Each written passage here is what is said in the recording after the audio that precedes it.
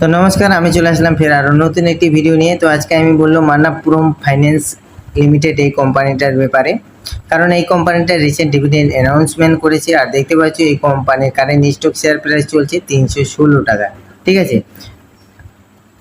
আর এর market cap হলো 26,730 crore, মানে মিড ক্যাপ কোম্পানি। পিই রেশিও দেখতে পাচ্ছি 26.92, আর ইন্ডাস্ট্রি পিই হচ্ছে 19.97।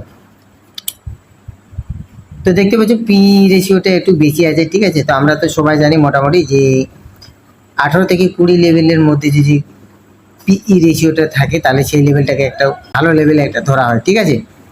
তো এখন আমরা দেখে নেবো যে এই কোম্পানি কত টাকা প্রতি শেয়ারে ডিভিডেন্ড দিতে চলেছে।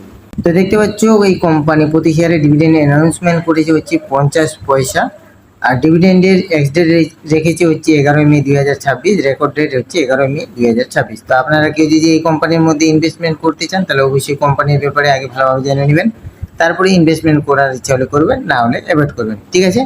তো আজকের ইনফরমেশনটা এইটুকুই, আবার দেখাবে আরও নতুন একটি ভিডিওতে। আর হ্যাঁ, এরকম আপনারা যদি রোজ দিন ইনফরমেশন পেতে চান স্টক মার্কেট রিলেটেড, তাহলে আমার চ্যানেলটাকে সাবস্ক্রাইব করে রাখতে পারেন। ধন্যবাদ।